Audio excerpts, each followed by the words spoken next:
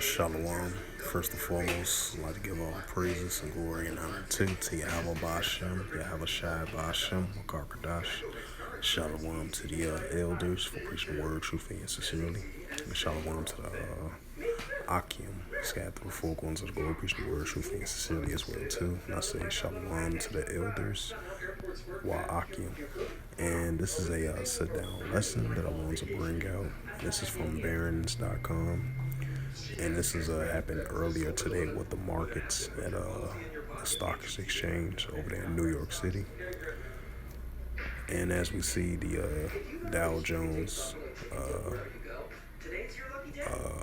went down today, I believe, negative 17.73, and the S&P 500 was negative 25.56, and the Nasdaq Composite was 144 call Yabashua. And this is a news article last updated September 12th, 2023 at 7:49 p.m. Eastern Time, and it reads, it says, the U.S. stock futures slips as investors await Wednesday's inflation data. And this article was by Jack Denton, if I pronounce his last name right, from Barron's.com. And it says the U.S. stock futures slip on Tuesday as investors await inflation data due Wednesday, with tech stocks in focus as Apple readies to launch its newest iPhone. It says futures from the Dow Jones Industrial Average retreated 40 points, or 0.1%, after the index gained 87 points on Monday to finish at 34,663, and the S&P 500 future fell 0.3%, with contracts tracking the Nasdaq Composite down 0.3%. And it says Apple's iPhone launch on Tuesday has the potential to move markets given to the tech giant's heavy weighting in the major index, so investors will monitor reactions to the new product launch.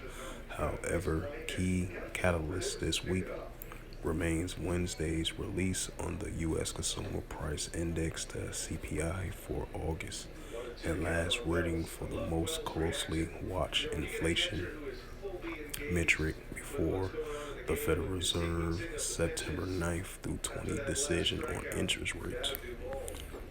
Right, that's something to keep an eye on as well too, especially that Federal Reserve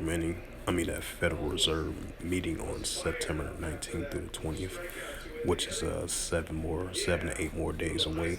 I would say within another week.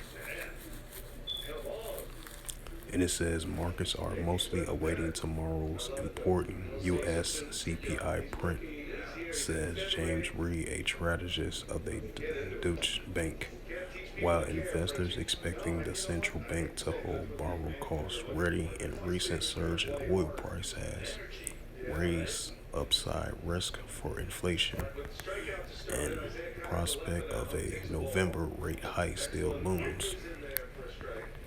And it says investors are expected to stay largely treading water on Wall Street rather than trading any ambiguous growth ahead of the key consumer inflation reading, says Susanna Schroeder, an analyst at broker Hargreaves Lansdown. Although federal policy makers are expected to sit on their hands and keep interest rate on hold this month, the forecast for another hike ahead is uncertain. The sentiment keep oscillating. So with that, this was just a sit-down lesson that I wanted to bring out of this recent news article from the Wall Street, the stock exchange as of today, as of September the 12th, 2023, from Barron's.com. As it says again, the U.S. stock futures slip as investors await Wednesday's inflation data. So, so it's two things to look out for. This meeting that's about to take place September the 19th through the 20th, as they continue to focus on the inflation.